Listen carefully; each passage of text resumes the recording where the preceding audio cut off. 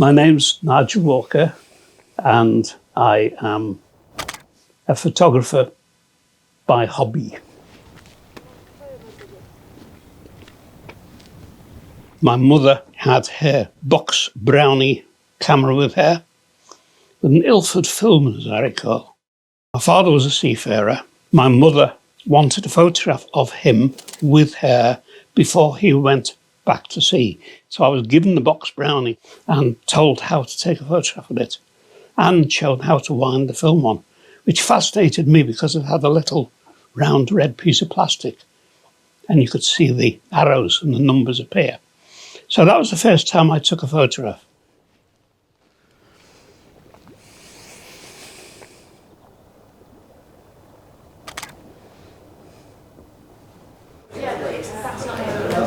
So whenever there's an opening of an exhibition, first day or whatever, I do like to be present, not because I'm there to show off particularly. I'm not really interested in that. And I don't take too much notice of people who come and say, oh, this is really nice, because, you know, they may feel they have to do that. I'd much rather people just looked and, you know, asked a question if they had one. This is the same? No. No, that's two. different. This is the white one. Oh, right. That's a red one. Oh, right. But they're not aligned like that. You couldn't see them like that. Yeah. You went and just looked. So I've made it look like that. Artistic. I really like that. Where were you when you took that photograph? I'm there for that reason. I think it's quite important. I do get a sense of what people are looking at as well, which can influence you in terms of perhaps a future showing.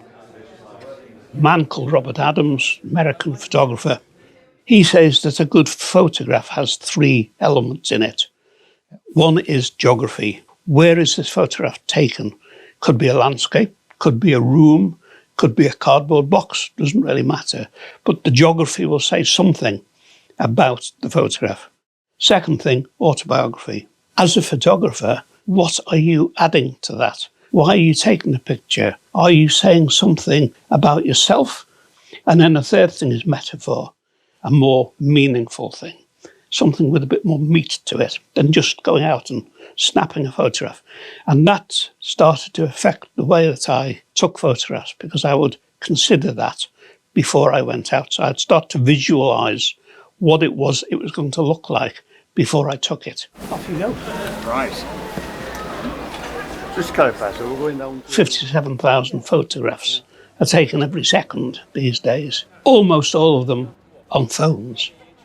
Only 7% of those photographs taken on DSLRs or the equivalent. You know, trillions per year. How many of those trillion are worth looking at? Everyone does think they're a photographer. And if people don't know how to take a photograph, if people don't understand a photograph, don't understand the complexity of it, then it's quite legitimate that they might wonder how it's been done. I think it's quite legitimate that a photographer can tell them. One thing in common which most of us haven't, they're maybe shooting 2-3 weddings a day. Yes. And then the rest of the time is they're just playing around, like videos for us type those people. Yeah. Yeah. That's good. Yeah, I'm still trying to think. I was mainly fixated on the idea of cars or maybe people just moving, but yeah, I think it's a bit too bright for that right now. It can be. And then I went to Dungeness and I came home with, for me, some amazing photographs. So then after that, nothing again, because I've been so busy. Yeah, that's okay. I think it's kind of a slow it down, stop trying to do everything. I mean, I took photographs for many, many years, and they were not impressive photographs at all. Yeah. They were photographs of holidays, they were photographs of family, you know, kids growing up, all that sort of thing that everyone does. Occasionally I'd try and do something a bit arty, and really for me it was only after I retired I started to read a lot more widely, listen to a lot more photographers talking about their work. I don't have time.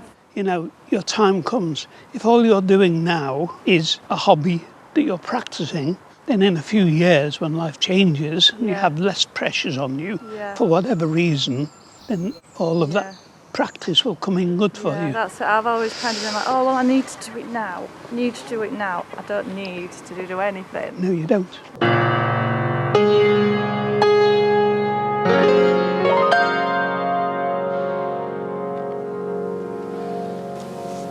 Reverend Judy continues, we get so hung up about how we should pray, the correct way.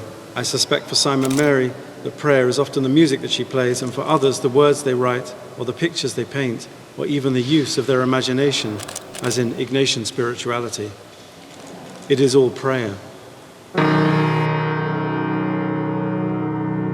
The idea that music can be everything from Mozart and Beethoven to, Leonard Cohen and the Spice Girls. I just find that fascinating, that you've got this huge range, and that when people set out to write something, they're already deciding on the form that they're going to use. They say, I'm going to be a poet, I'm going to be a novelist, I'm going to be a journalist. This is the style I'm going to use to get my message across. And at the same time, you have musicians doing the same. And I don't think it's that dissimilar for photographers in a way. So I was very much influenced by growing up in Liverpool and what was happening around me then. And that still echoes in my mind sometimes when I'm thinking about how I'm going to frame something, how I'm going to put together a series of pictures for something, perhaps.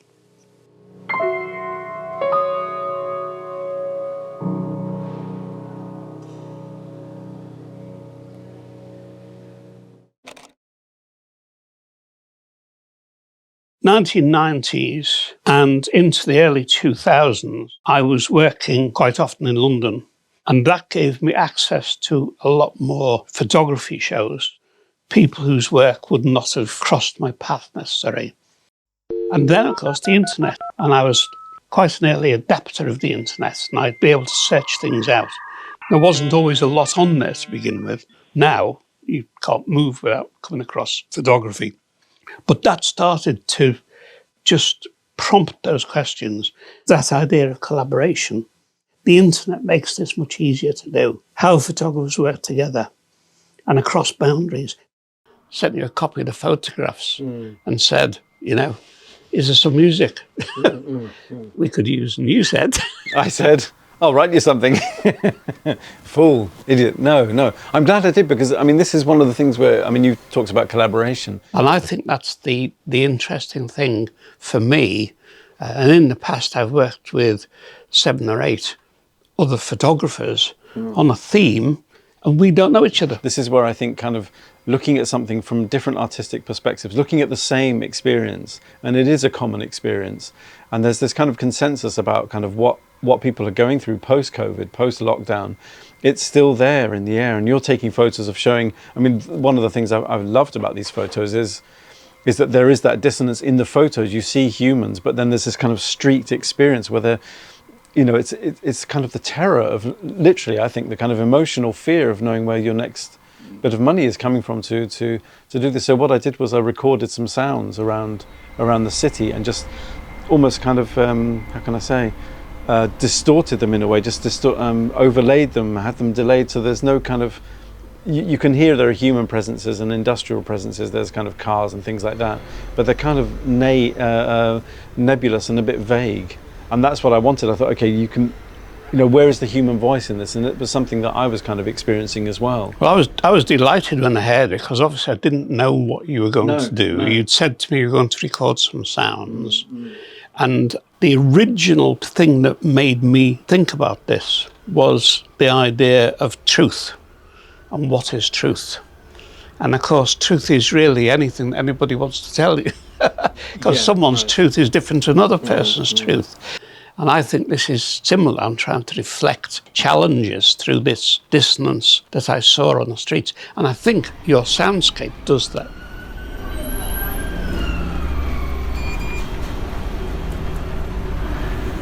I suppose that I'm trying to think of a correlation between what I would do in the studio with instruments and what I would do with digital recorders when I go out and record sound sources.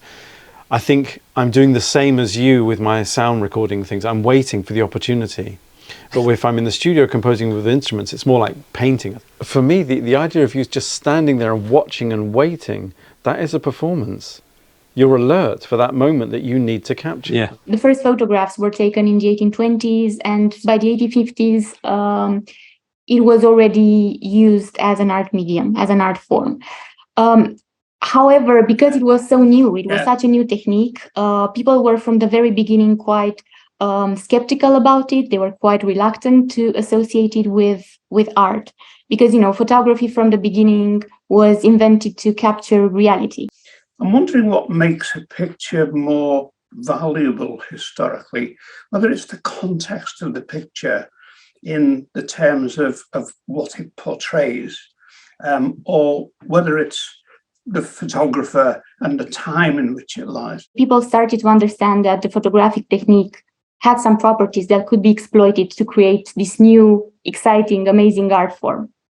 And this coincided with the larger, I think this was encouraged actually by the larger context and by aestheticism, which was an artistic movement that started in the late 1860s.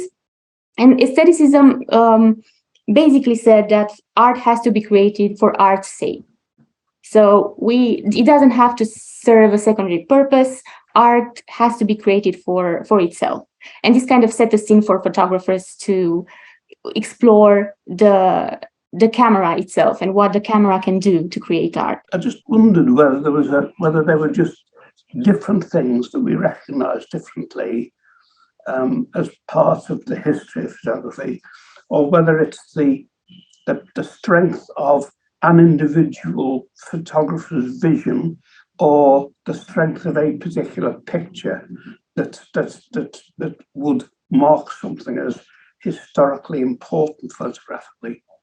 Contemporary art is so weird, and it's so it has gone to such extremes, you know, in terms of performance art and object-based art, that I think galleries may play an important role as well, but throughout history, I think context was really, really important. However,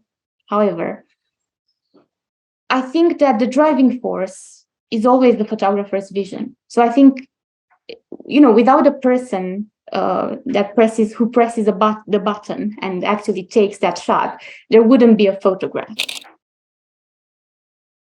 I don't think I'm going to get a lot of shots just here just now, so I'm going to walk a bit further on and see what's around the corner. I have no plan at all. This is slow photography at its best. Separate it from its background a bit. I'm shooting with just the sky behind us, and I'm far too near with that lens, so I'm coming back from it a bit. And we'll see if this does it any better. Well, it starts really before I look through the camera. It starts when I see something and think that might be interesting to photograph. And then I have a little think about what I'm going to do with it. And then I look at the camera and I try and decide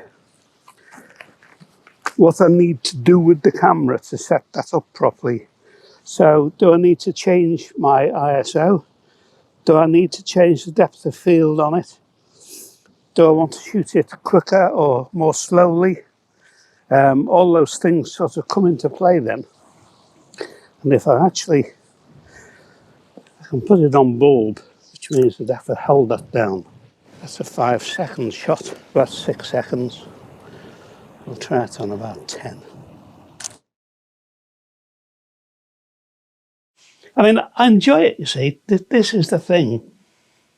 When you are retired and you have a hobby like photography, you can do it in several ways. One of the ways that I do it is I try and learn something new each time I set out on a project. So my projects will all be different. They may have some common themes around them, which could be social or could be documentary. But that's what I enjoy doing. it's like with our thought processes, we don't finish one thought before going on to a next one. You know, it's all over the place, and we're being fed all the time. So whether Nigel's taking photographs of Hull, or whether he's doing that's like a Dutch still life of an apple, or the landscape, close up of trees, and of course, being a photographer, they're not just trees, they're portraits. You know, they're portraits of trees, or zooming in and little insects on flowers, and cinched in waists. You know, the color, it's the scale, it's the immersive quality of throwing his eye in and then allowing us to see it as he did. What you're doing as an artist, your works will not get lost in the history of time if you carry on and persist and keep changing and updating your message. And by message, I mean story. So I remember, Nigel, having a look at your Red Dress series. Yeah. And so that was a series. It was theatre on a page. What's going to happen next to this garment, and where's it going to be, and who's had it, who's worn it, almost making the red dress like an actor on the stage. Photography as a type of technological art, reproducing images is the same as we're creating a picture or representation, but it's timeless. And I think time and timeliness makes for a crucial difference between photography and the more what we consider the higher or fine art. But photography's ability to represent the world with absolute accuracy challenges the painter's eye, really, and challenges what a traditional claim to truth is.